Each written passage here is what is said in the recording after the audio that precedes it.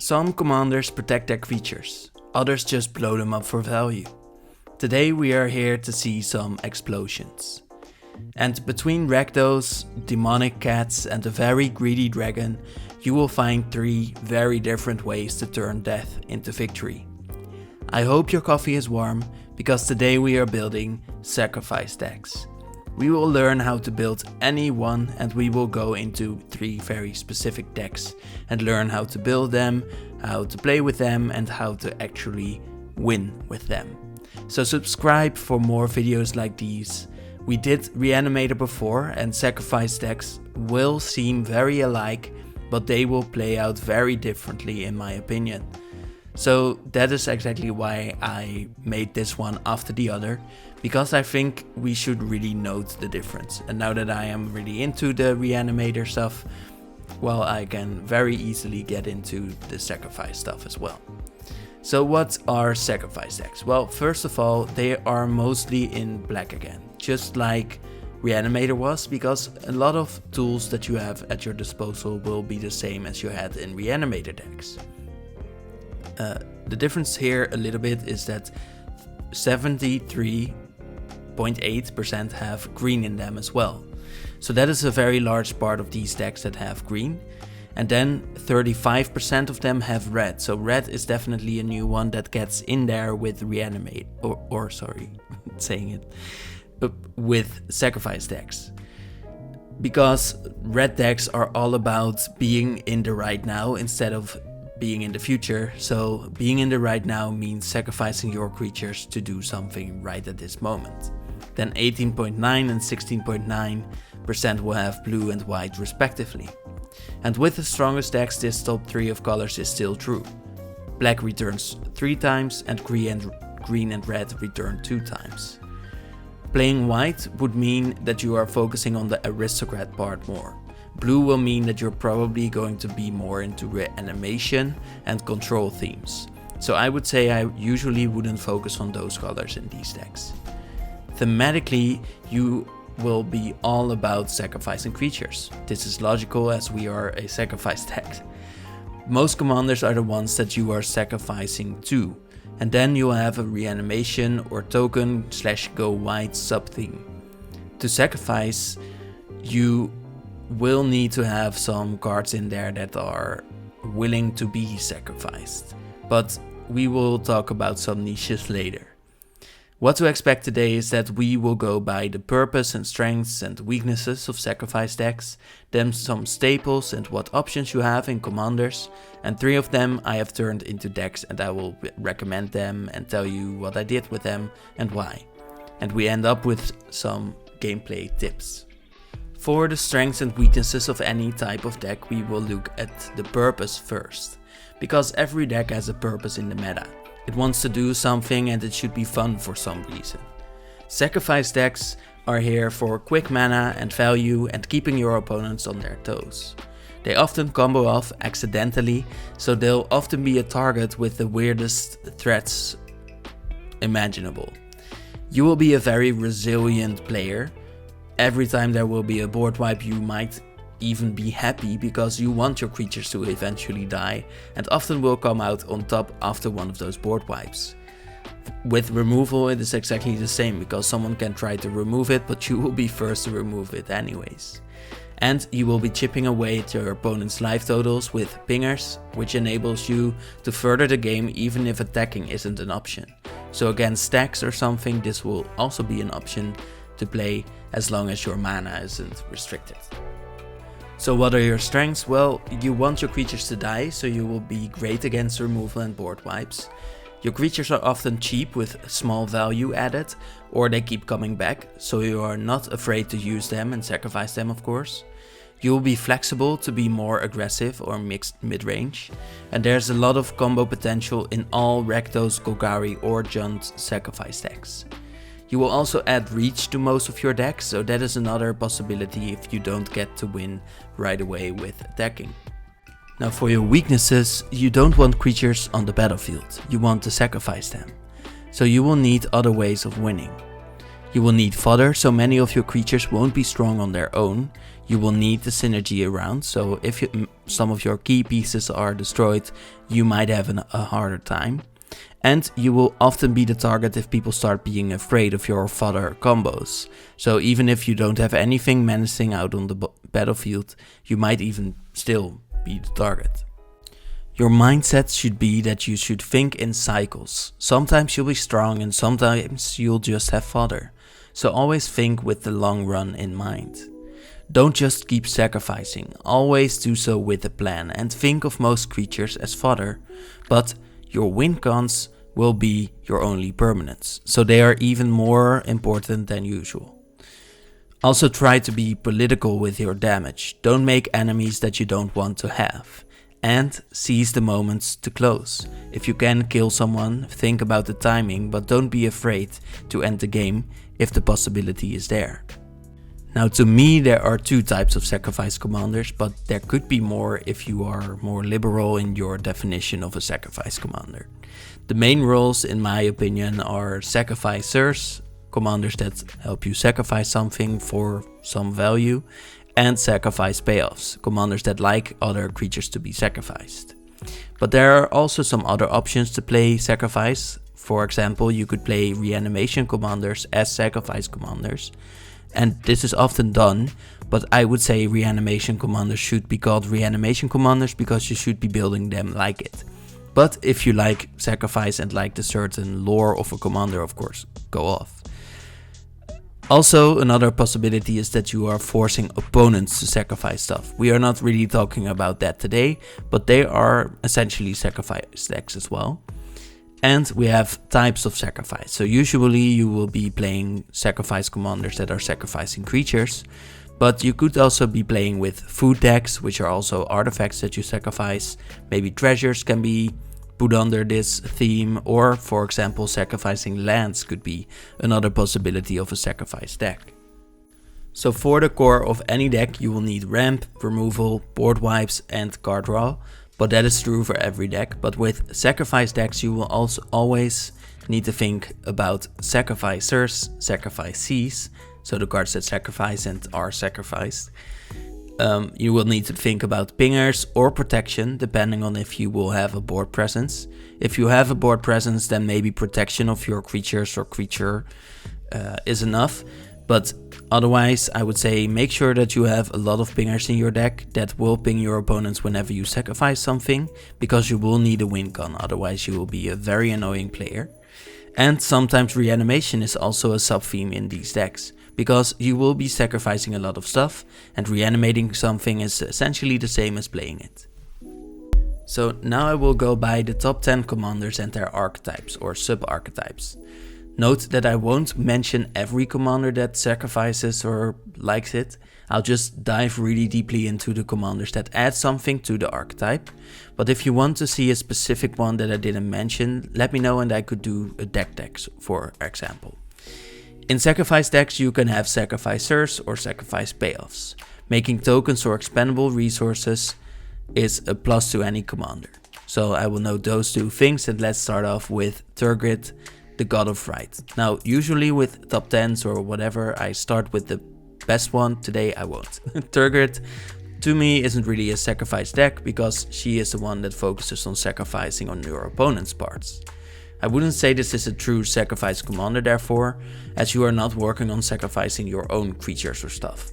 This is in a way another subtype. Then we have Carmen the Cruel Sky Marcher from Ixalan, who grows stronger from sacrifice and then reanimates. This is a combo of reanimation and sacrifice, but you could call this a sacrifice deck. I would say this is more of a reanimation commander though, that is fueled by sacrifice, which often happens with many reanimating commanders. But the life gain can be additional and would make it a certain addition to sacrifice decks. Then Guillaume the Master Chef, who is in a sub-theme around food. He creates it and wants a token sub-theme. Because of the necessary token sub-theme, I would call this a food token commander more than a sacrifice commander, but food is definitely a sub-theme of sacrifice as well. Then Camellia the Seed Miser, Camellia makes tokens when you sacrifice food and can strengthen scrolls. I would say there's a massive upside to Camellia creating tokens, sacrificing and being a payoff, but she is more a mix between scrolls, food and general token strategies. So I wouldn't really say Camellia is a sacrificing deck, but she works well with sacrifice combos, so that is one thing. Then Ashnod, the Uncaring, a pure sacrifice commander in this case that doubles your abilities around sacrificing. I like this somewhat, but in sacrifice decks you have some options where your commander can be your sacrificer and sacrifice payoff, and I definitely prefer those. Ashnod works best with artifacts and creatures that sacrifice themselves, so in a way she's more of an artifact commander too. So if you would be willing to play an artifact theme and like sacrificing too, this is a nice option. Then Jury, the Master of the Review, is a pure aggro payoff sacrifice deck, where Jury will be a sacrifice deck that goes a bit too aggro in some cases. In sacrifice decks it's easy to run out of steam, and without building card value, Jury will deal a blast of damage and then go out in true Rakdos style. Mazarek is a pure payoff commander too, but this time really Golgarian flavor when we're building it. It's a commander that wants you to go wide. I'd say Mazarek is one of the greatest insect commanders, allowing you to play a half sacrifice, half go wide deck. Definitely a sacrifice commander if you like to go wide as well. I'd pick this over the other go wide sacrifice decks, so that's why this is in the list. Then Korvold Fae-Cursed King is a sacrificer and payoff. That is why I built it in the next segment. It is a big bonus that it is also restocking your cards whenever you sacrifice, because that is one of the weaknesses of sacrifice decks. Ygra, Eater of All, is a sacrificer and payoff too, plus runs with the food theme. So I went with Ygra for my food commander. Ygra makes every creature into food because she eats all, and this turning into food and artifacts makes Ygra into a great sacrifice commander that is also very unique.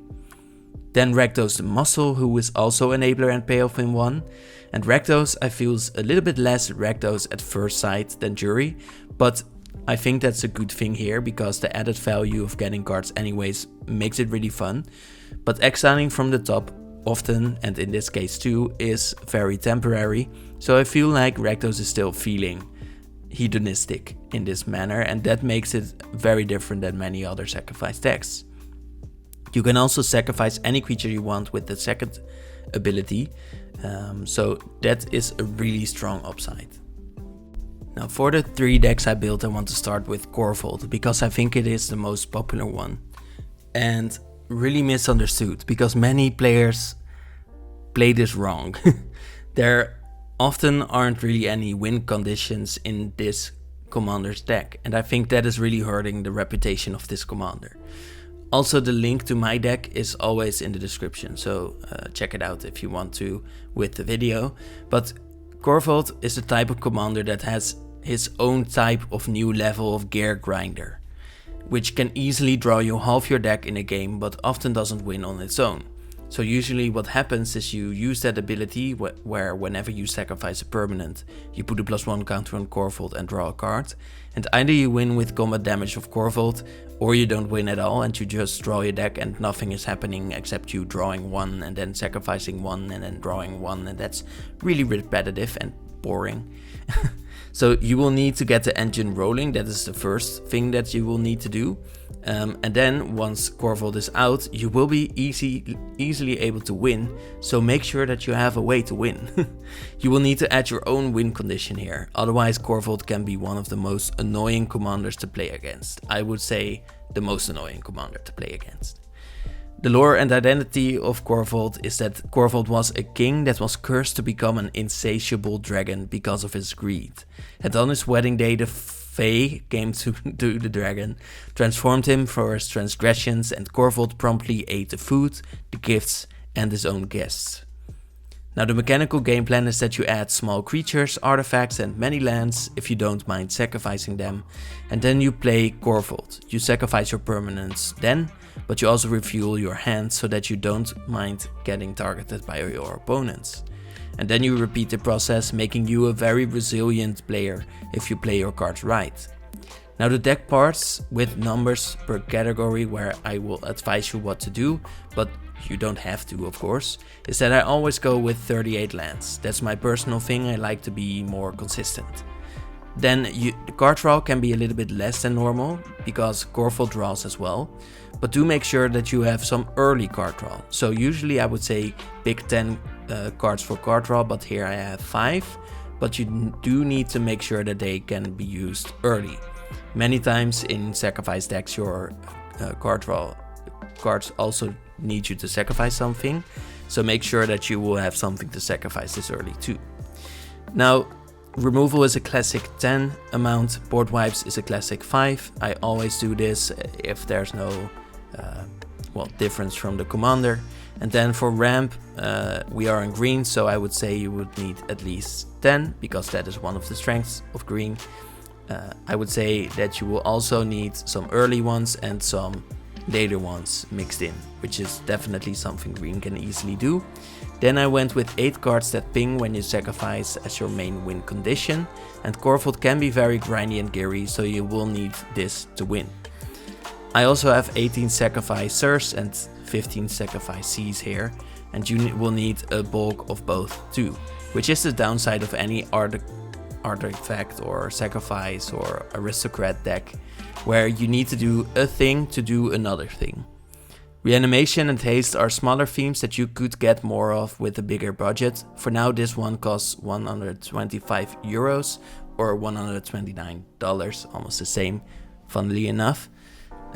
So the strongest cards that are old, I would say, are Bastion of Remembrance, not really old, but this does 2 things of course, allowing you to make a token, but also allowing you to ping your opponents.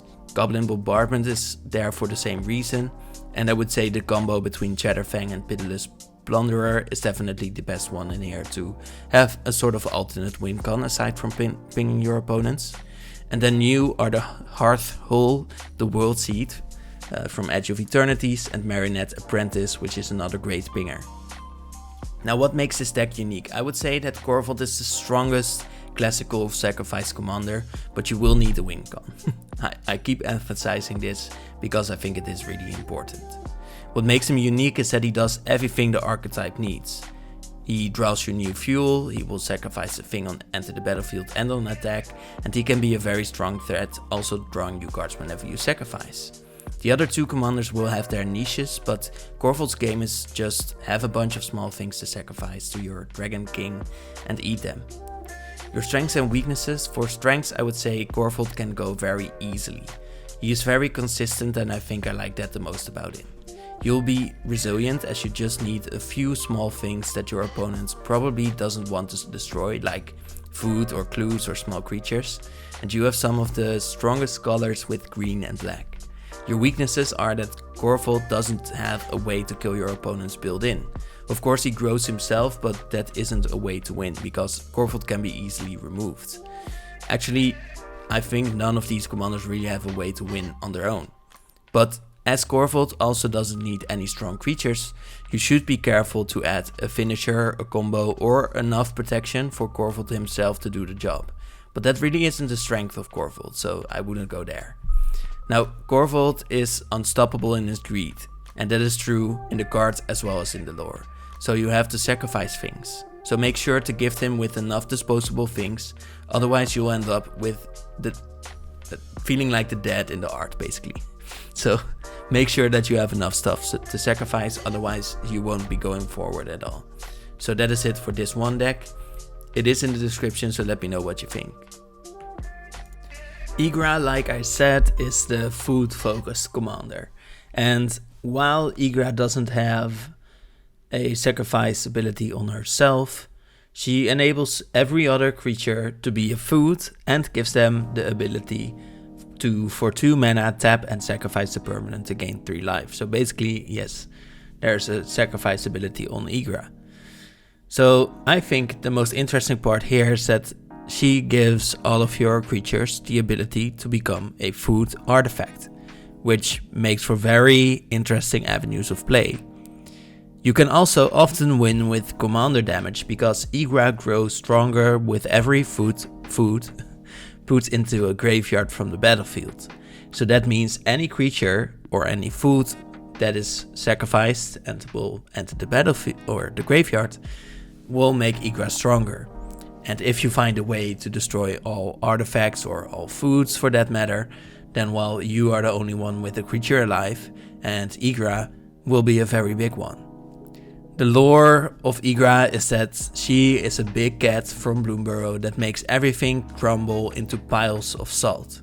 She then apparently eats them, so because she is the eater of all, and that means that she is very thirsty at all times, and that's the lore that we know. The mechanical game plan of the deck is to ramp very hard because we are in green, to play food / creatures or anything basically, and grow Ygra or your team with said food. Then you will be the last tiger standing and you will win with combat damage or accidental combos, which is a thing that happens a lot in sacrifice decks. So the deck parts here will be the same as normal for board wipes, removal, ramp, lands and card draw, but reanimation will be a bit less important here than what we saw with Korvold, and creating tokens is focused mainly on making food or working with food, and this makes for many types of combos.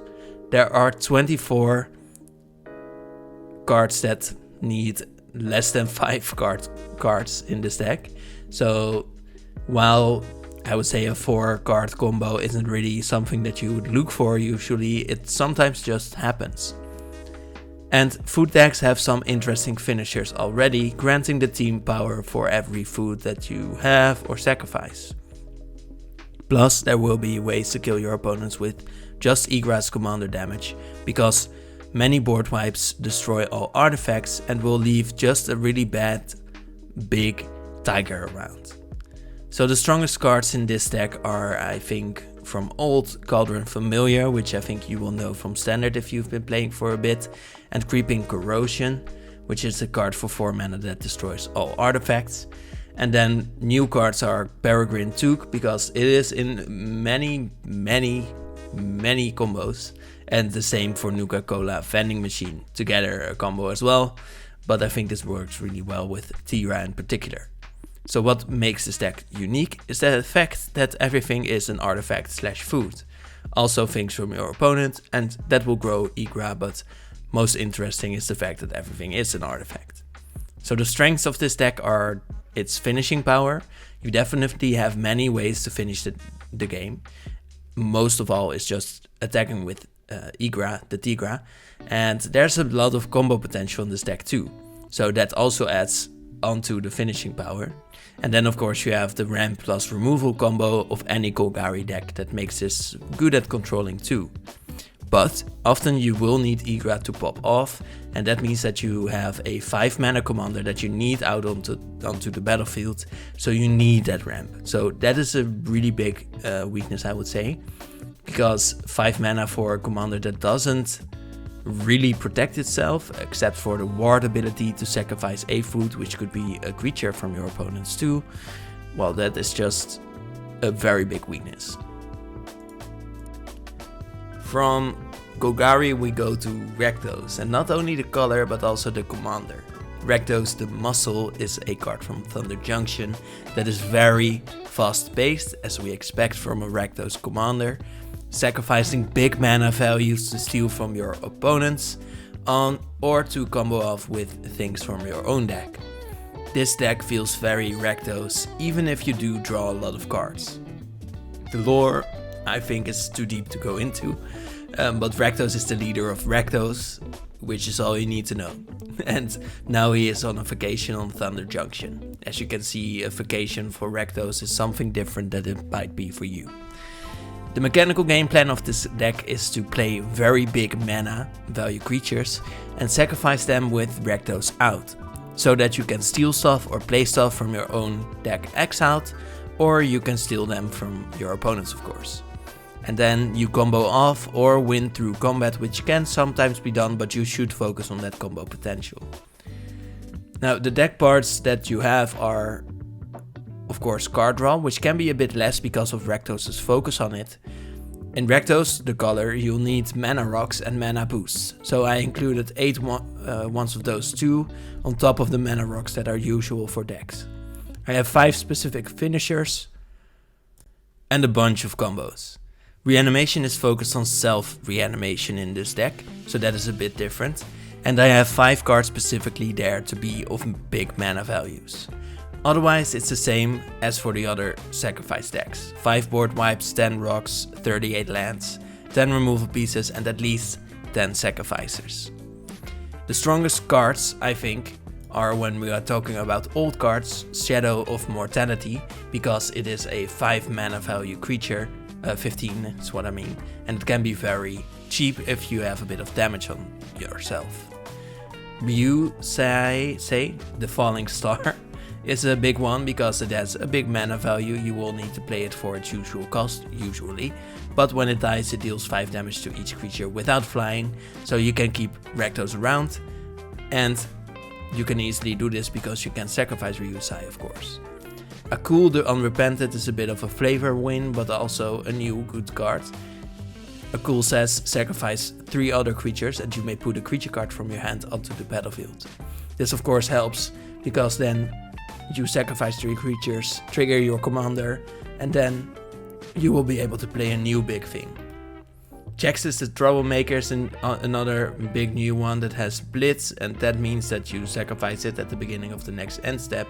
But also you can use the ability to tap to create a token that's a copy of another target creature you control.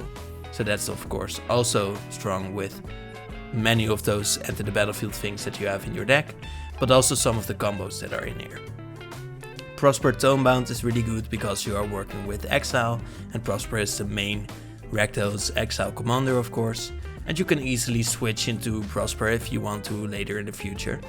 And Ygra, Widow of the Realm, is a really good one that flips one of the Phyrexian transform cards. Also lets you sacrifice another creature to deal X damage, which is then equal to the permanent's mana value, so works with mana value. But also when you transform a Ygra, she gains the ability to, at the beginning of combat on your turn, return another artifact or creature from the graveyard to the battlefield. It will gain haste and you will need to exile it at the beginning of your end step, which might be a drawback if you didn't sacrifice that creature. So what makes this deck unique is that you will be able to steal stuff from your opponents, which can be very fun to many people, and also you will be very fast, which is very like Rakdos. You will be hedonistic with your mana, with your value as well, which I think adds something new to the game and to sacrifice decks. Now the strengths are that you are fast, you will be very quick to gain a lot of mana, but you will also lose it very quickly. It's not like Green Ramp, and you will have a lot of card draw built into your deck. I think the protection on Rakdos isn't nothing, where you will get indestructible if you use the sacrifice another creature ability. It can also be done multiple times, you don't need the indestructible. And the only drawback will be that you can only use it once each turn, but it can be on other people's turns as well, which is I think a plus. Weaknesses are that Rakdos will run out of fuel, and eventually you won't have anything to play, and that is already a weakness of Rakdos, but it's also a weakness of sacrifice decks. Definitely, again, if it doesn't have green. And exiling cards is temporary, as well as the mana, which will be temporary. So you will need to do something with the value that you have. You will need to live like a Rakdos cultist.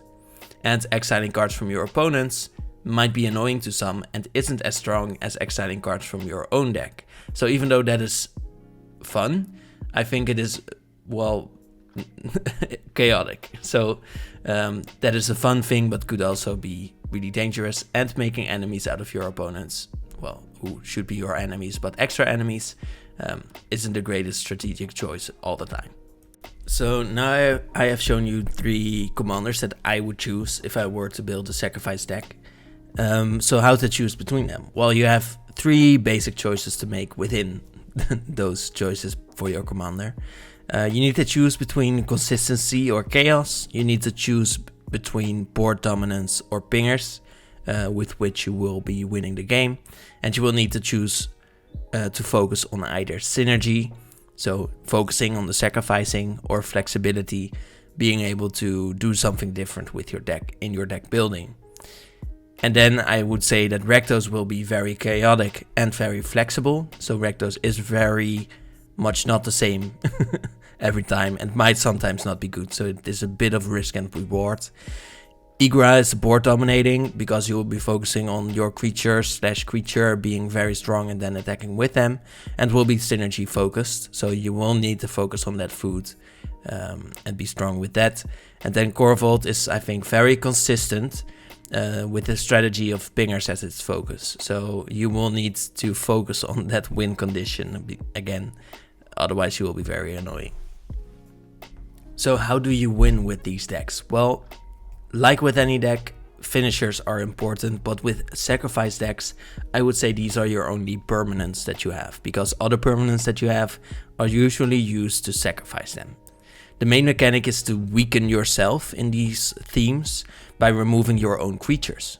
So you will need something to deal damage or mill your opponents because you're sacrificing all of your creatures. So that means anything that deals damage whenever you sacrifice, or anything that mills whenever you sacrifice, but make sure that this is consistent in your deck. Sometimes you can also use your creatures as fodder to strengthen another creature like Ygra. In this case you could win with damage, but you need to make sure that if this is your plan, that you have enough protection, you have enough haste enablers that you can actually attack with those creatures that you want to strengthen.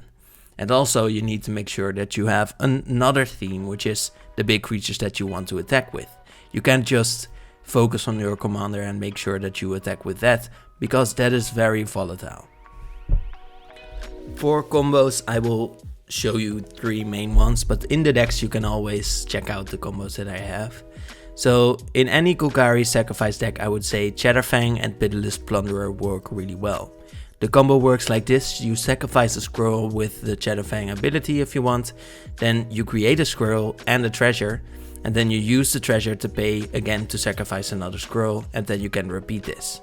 This also means that you will get many squirrels out onto the battlefield. Of course you need to sacrifice them every time, but the fact that you are putting them on there means that you can trigger other abilities. If you are playing food, then you will have a lot of accidental combos going off, but I think Peregrine Took, the new one, and Experimental Confectioner or Nuka-Cola Vending Machine are great to have, because in either case, with 2 of those cards you will sacrifice 3 foods, create 3 other tokens, whatever they are, and therefore you will create 3 other food tokens. Then you can repeat this to keep going on, and the fact that you are just sacrificing the foods and creating 3 other tokens will mean that you have a surplus of any of the other tokens that you are creating in this case. If there's more going on, then you might be even be creating even more. And another one that just works if you also add red to the deck is Jewelcaster Mage plus Molten Duplication or Saw in Half. In this case you will use Jewelcaster to copy the spell that I just mentioned, then you will create Jewelcaster tokens, and then you will copy the spells again to create infinite copies of all of your creatures. And this of course means that you should be able to attack and win. Now this is very fun, but could be getting more costly over the years because of how this is strengthening the Rakdos decks in particular. Now to finish the video, some playstyle tips, because I think these are important to know when you are already building the deck. So think of your creatures as your resources. You should use them, but wisely. Make sure that you don't just use them up whenever you can. Use as many as you need to sacrifice. Learn to find your finishers. Sacrifice decks can annoy people greatly if they keep gearing up without a finish in sight. So make sure that you explain to your opponents that yes, you do have a plan and just show them as quickly as possible and have enough. One combo isn't enough. You often have instant speed opportunities to sacrifice stuff, so try to lean into instants over sorceries, because if these have a compounding effect. If you have more or instant speed things to do, that will mean that you can wait an entire turn and play your turn then. that just means that you are ahead of your opponents by 1 turn, which is of course like looking into the future. And last one, try not to become the arch enemy, I don't know. Sacrifice decks have a hard time of getting rid of that status, because every piece of fodder that you play might seem to your opponents like something that will take over the game already. So anything you play can become a threat to your opponents, and you don't want to be that guy, because your opponents will target you and you will lose.